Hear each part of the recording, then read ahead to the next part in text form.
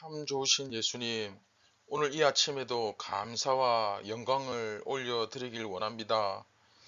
저희가 주님의 은혜로 이렇게 하나님의 백성이 되었고, 또한 사명을 생각하며 세상에서 흔들리지 않는 중심을 가지고 이렇게 살아갈 수 있는 것이 모든 것이 다 주님의 은혜임을 고백드립니다.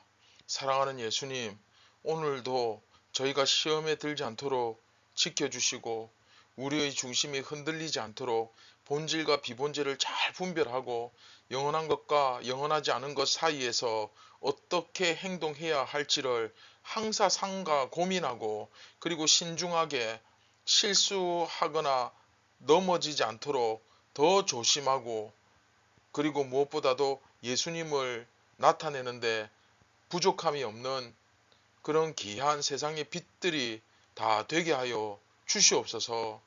저희에게 생명의 빵을 먹여주시고 하늘에서부터 내려오는 신령한 만나를 먹고 우리의 영육이 강건하여 지고, 또한 우리의 눈이 밝아져서 세상에서 진실을 볼 수 있는 그런 눈이 오늘도 열리게 하여 주옵소서. 겸손한 마음을 허락하여 주시옵소서. 예수님의 이름으로 기도드립니다. 아멘. 안녕하십니까, 선한 제자교회 성도 여러분.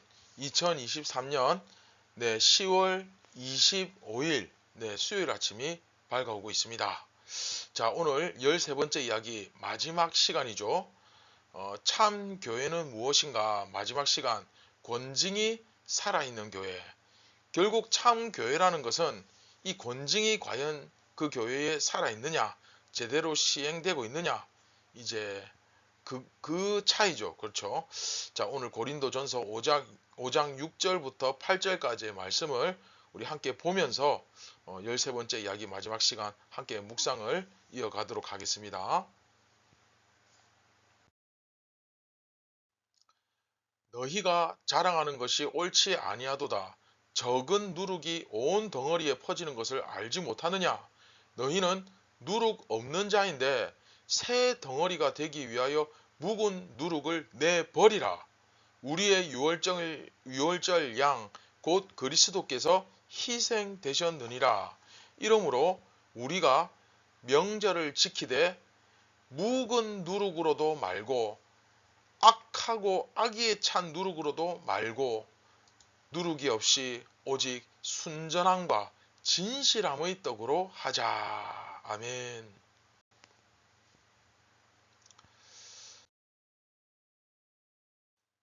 네, 이번 13번째 이야기에서는 자, 처음에 시작하면서 이 사람을 버려야 된다 하는, 참 어떻게 보면 도대체 무슨 자신감으로 이렇게 그 교회에 있는 것도 아니고 자기는 지금 저 멀리 에베소에 있으면서 어떻게 이렇게 자신감을 가지고 이야기할 수 있나, 도대체 이 권위가 뭔가 했을 때, 그렇죠, 바울은 예수님을 닮음이죠. 그래서 이 사람을 버려야 된다 하는 그 바울의 발의와, 그렇죠, 그 다음에 영적 자정 능력에 대해서 우리가 첫째 날 묵상했습니다.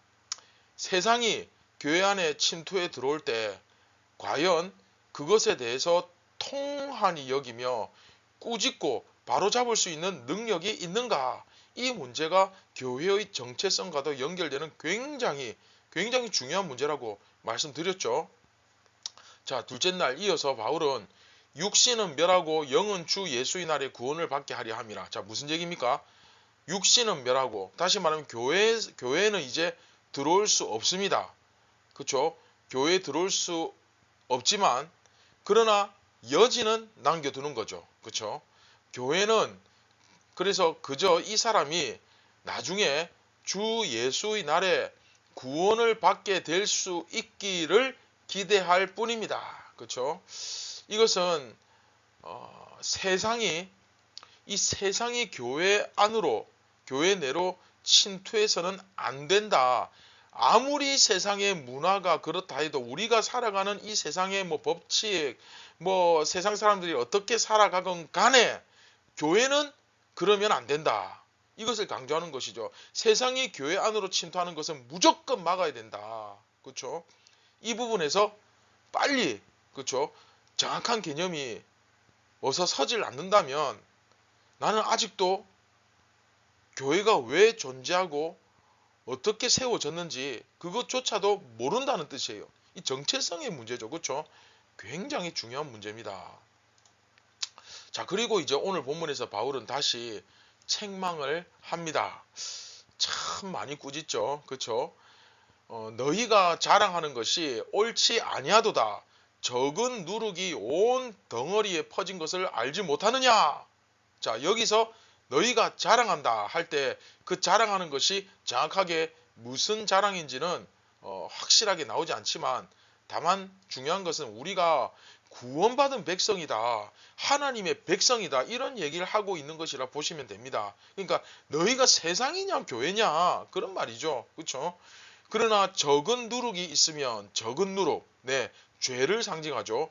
그것이 온 덩어리에 퍼진다. 이 죄를 적은 누룩, 아주 사소하고 작은 것으로 비유하지만, 그러나 그쵸, 이것이 온 덩어리에 다 퍼진다. 너희는 누룩 없는 자다. 즉 죄가 없는 자다. 예수 그리스도로 말미암아 깨끗하게 씻긴 자다. 그러므로 새로운, 그쵸, 새로운 덩어리로서 거듭나기 위해서는, 즉 이거 이제 비유적으로 쓰고 있는 표현이죠. 그러니까 묵은 누룩을 내버리라. 우리의 유월절 그 양, 그 누굽니까? 그쵸, 그리스도께서 희생되셨느니라. 자, 이게 무슨 소리겠습니까? 유대인들은 유월절이 되면 집에 있는 모든 빵을 전부 다 버립니다. 누룩을 넣어서 부풀렸던 빵, 사실 이제 그 이스트를 넣어서 빵을 만들고 나면 그 이스트 자체는 없어지잖아요. 그쵸? 그런데 더 이상 이스트의 효과가 없음에도 불구하고, 끝났음에도 불구하고 어쨌든 전부 다 태워버립니다. 그리고 그 가운데 있는 그 이스트, 집에 남아있는 거, 그것도 전부 다 버려요. 새로 시작한다는 거예요. 새로 시작합니다. 6월절이 되면. 그 그림을 이제 여기서 보여주고 있는 거죠. 비유적으로. 예수님께서 6월절 양으로 희생되셨다. 팩트죠. 이제 새로운 6월절이 되었다. 그렇죠? 그러니까 우리는 6월절 명절을 지켜야 된다. 그런 말을 하는 겁니다. 자, 여기서 6월절 명절을 지켜야 된다. 이게 또 갑자기 무슨 소리지? 예, 6월절 명절을 지켜야 한다. 이 말의 핵심이 뭡니까? 네, 여기서 핵심은 누룩을 갖다 버리라는 겁니다. 그 누룩을 사용해서 빚었던 모든 빵들, 네, 다 싹 다 갖다 버리라는 거예요. 다 태워버리라는 거예요. 그 얘기를 하는 겁니다. 과거에 나의 죄악의 잔재들, 썩은 쓴뿌리들, 악습관들 전부 다 갖다 버리라는 거예요. 그리스도 안에서 새로운 피조물이 되라는 거예요. 새로운 피조물이 된 거죠. 그렇죠? 그것을 통해서 악의에 찬 누룩이나 또는 묵은 누룩을 없애라. 자, 묵은 누룩 뭡니까? 옛날부터 내려왔던 그 악습, 그렇죠? 죄악된 본성을 따라서 했던 그 모든 나쁜 짓들 다 갖다 버리라는 뜻이고, 또 악하고 악의에 찬 누룩, 우리 마음속에 가득한 그 죄성들 있잖아요. 그렇죠? 상대방의 자존심을 상하게 하고 신경을 날카롭게 긁고 아주 그 뾰족한 말로써 상대방에게 상처 주고 함부로 판단하고 정죄하고, 그쵸, 교만하고, 여하튼 뭐 정말 너무너무 많은데 그런 죄성들 싹 다 갖다 버리라는 거예요. 대청소하면서 묵은 찌꺼기들, 집에 곰팡이 쓸고 오랫동안 먼지가 쌓여서 있는 그런 것들 안 치우면 여전히 계속해서 쌓이죠. 싹 다 갖다 버리라는 거예요. 그런 것들 다 내어버려라. 전부 다 내버리고 오직 순전함과 진실함의 떡으로 하자. 자, 순전함과 진실함의 떡 뭡니까? 그렇죠? 바른 행실이죠. 그렇죠? 그래서 이제 우리가 진정한 6월절을 맞이한 사람들 아니냐. 그러니까 우리 가운데 있는 죄, 이 죄의 누룩을 싹 다 내버려야 된다. 그거 안 버리고 계속 갖고 있으면, 자, 중요합니다. 그거 안 버리고 계속 갖고 있으면 어떻게 된다고요? 결국은 전체에 다 누룩이 퍼져버리고 우리는 깨끗한 존재로서 거듭날 수 없다. 그렇게 이야기하고 있는 거죠. 그 사람이, 그러니까 그 교회 내에서 어떤 음행을 한 사람, 그렇죠? 자기 계모와 뭐 결혼을 했다거나 뭐 간통을 한 사람이 여하튼 결국은 있는데, 결국은 서로 간에 하여튼 아는 관계였을 거 아닙니까? 그렇죠? 간통을 했든 뭐 계모하고 결혼을 했든 인간관계가 여하튼 엮여 있을 거 아닙니까? 그런 상황에서 자, 누군가를 쳐낸다. 이건 사실 굉장히 어려운 일이죠. 분명히 교회 안에 서로 다 알고 지낼 텐데, 그러니까 어떻습니까? 그래도 우리 다 알고 지내는 사이인데 지금까지 참 친하게 잘 지내왔는데 사람이 살다 보면 다 일을 저지를 수 있지 않느냐, 한번 봐주자, 이런 마음이 들잖아요. 그렇죠? 근데 그렇다 하더라도 어쨌든 그 사람이 교회의 일부가 되어서는 안 되는 것입니다. 쳐내야 돼요. 누룩을 반드시 제거해야 됩니다. 벌해야 됩니다. 물론 그 사람이 회개의 가능성이 없다? 아니죠. 바울도 인정하지 않습니까? 주 예수의 날에 구원을 그 영이 얻을 수 있기를 기대한다. 예, 그 얘기를 합니다. 그 사람도 회개하고 구원받을 수 있다. 그러나 어쨌든 이 현실 교회 안에서는 그 사람 받아들이면 안 되는 겁니다. 그 사람을 출교시키고 벌해야 하는 겁니다. 특히 이런 경우는 사실 더 그렇죠. 왜냐하면 결혼을 했다고 칩시다. 그러면 계모와 결혼을 해버렸어요. 그 결혼하기 전이라면 몰라도 이미 결혼을 해버렸어요. 그러면 어떻게 하자는 말입니까? 뭐 이혼을 다시 시켜야 됩니까? 자, 이런 문제가 생기잖아요. 그렇기 때문에 이 죄 문제를 해결하고 온전한 회개를 감당할 수 있느냐 없느냐, 이런 문제를 잘 살펴야 돼요. 그래서 감당할 수 없을 정도의 문제가 생길 경우에는 교회에서는 어쨌든 이런 상황에서는 단호하게 그를 쳐내야 된다. 그 이야기를 하고 있는 거죠. 이해되셨죠?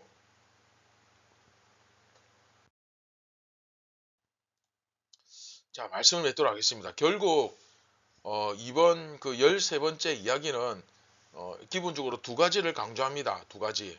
그렇죠? 첫째, 바울은 적은 누룩이 온 덩어리에 퍼진다는 사실을 강조하면서 그 소수의 사람이 비록 한두 사람이라 할지라도 그 사람의 죄악이 온 교회에 퍼진다는 사실을 분명히 경고합니다.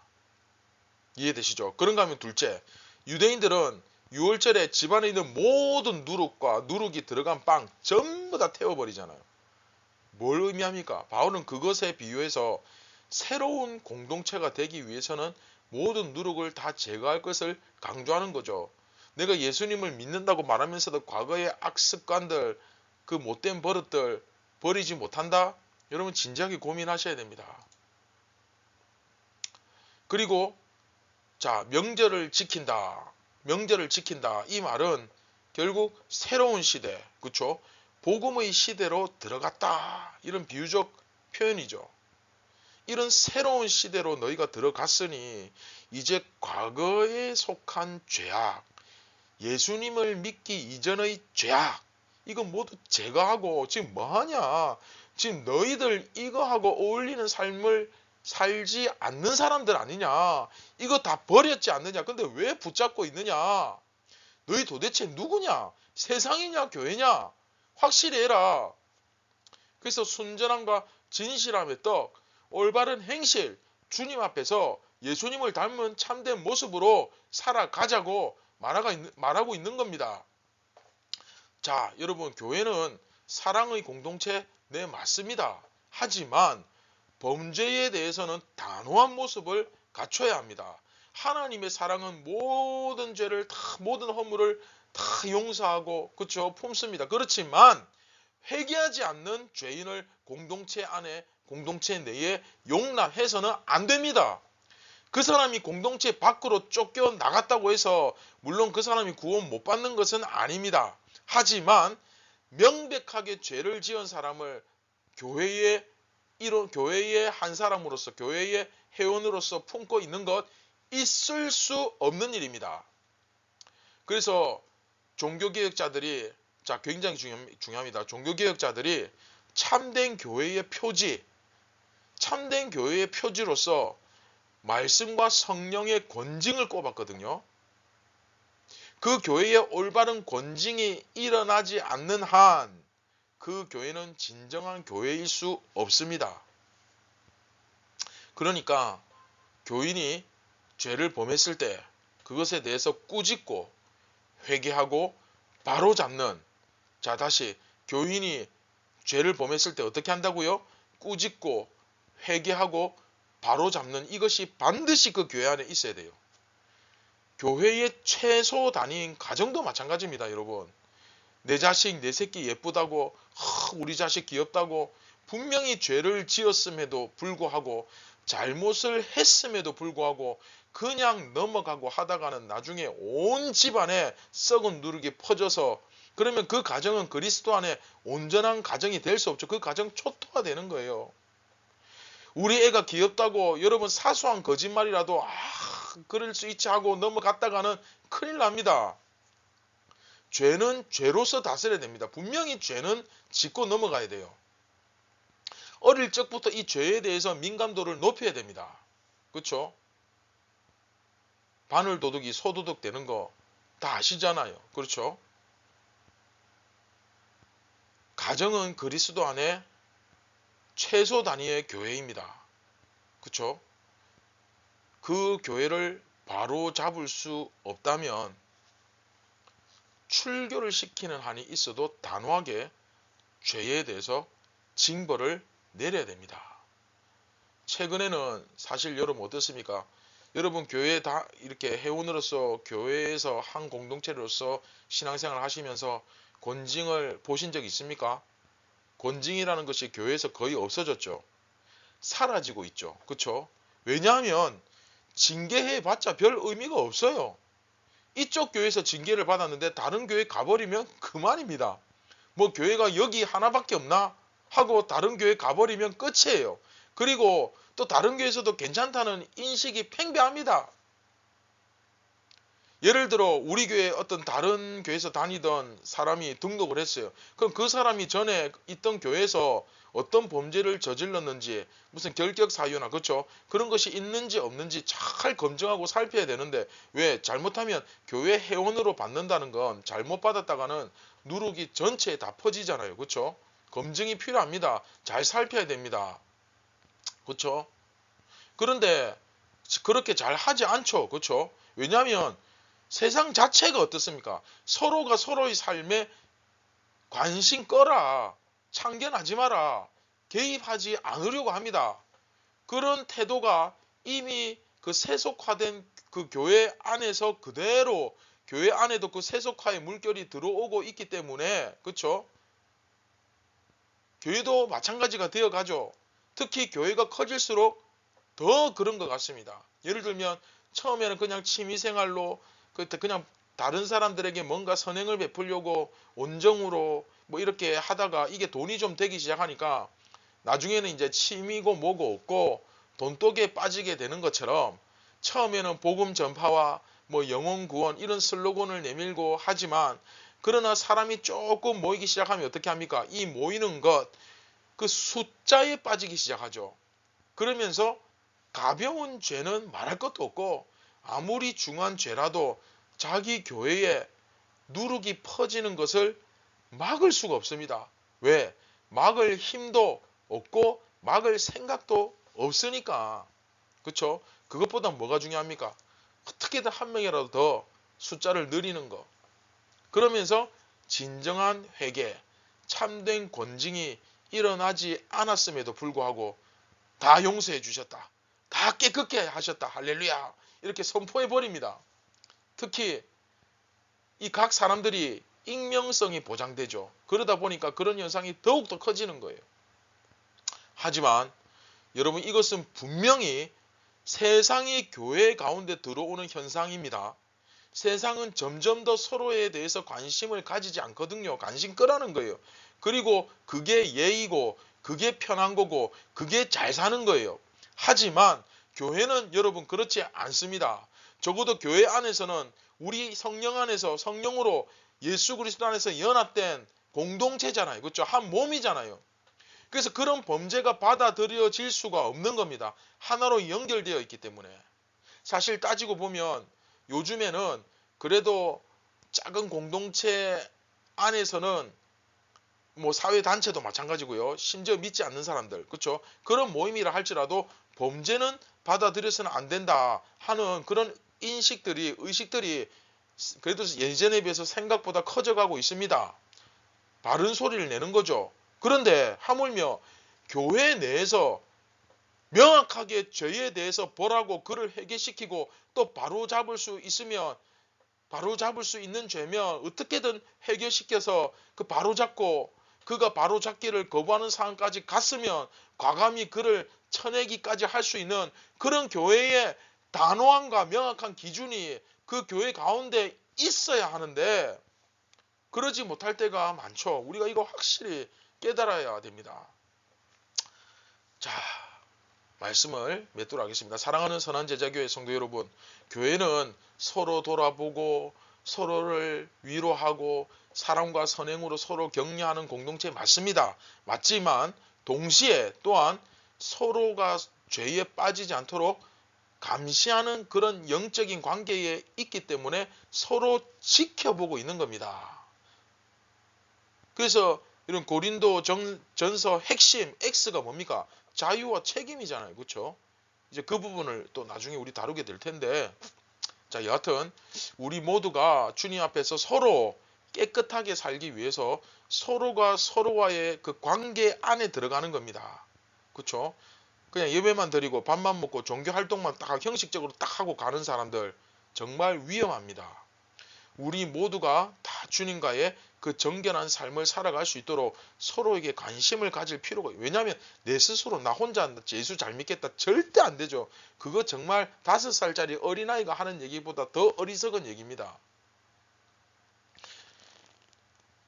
우리가 정말로 정결하게 살기 위해서, 그렇죠, 깨끗하게 살기 위해서는 늘 이 관계성 가운데 들어가야 됩니다. 자, 예전에 제가 의존성에 대해서 이야기했다면 오늘 이제 관계성을 또 올려보십시오. 자, 서로에게 이 관심을 가지고 위로는 의존성, 또 서로에게는 이 관계성, 그렇죠, 굉장히 중요합니다. 그래서 서로에 대해서 우리가 이 관계성을 통해 중보하고 서로 격려하고 또 동시에 경계하고, 그렇죠, 격려와 경계 이 두 가지를 균형을 잡아서 서로 아끼지 않는 그런 우리 모두가 다 되었으면 좋겠습니다. 자, 13번째 이야기를 마칩니다. 우리 다 함께 말씀을 기억하시면서 같이 기도합니다. 사랑의 예수님, 우리 안에 정말로 이 습관적인 죄, 과거로부터 이어져 내려오는 악습들, 아직도 내가 고치지 못한 죄들, 죄성을 있다면, 그런 것들이 있다면 정신을 차리고 지금 다른 것에 신경 쓸 때가 아니라 그런 것들을 하나하나 깨끗이 치워가야 될 때임을 주여 깨닫고 그것에 대한 심각성을 느끼며 죄에 대한 민감성이 똑바로 설 수 있도록 안테나가 똑바로 서서 제 기능과 교회로서의 제 역할을 할 수 있도록 주여 우리들을 경책하고 경계하게 하여 주시고 바로 설 수 있도록 도와주시옵소서. 서로가 서로에게 윈윈하는, 그래서 서로를 세워주는 진정한 선한 제자교회 공동체가 되게 하여 주시고 또 그런 동력자, 그런 멘토를 가지고 있다는 사실에 정말 감사하며 이것이 다 주님의 은혜임을 깨닫고 오늘도 감사하며 살아가게 도와 주시옵소서.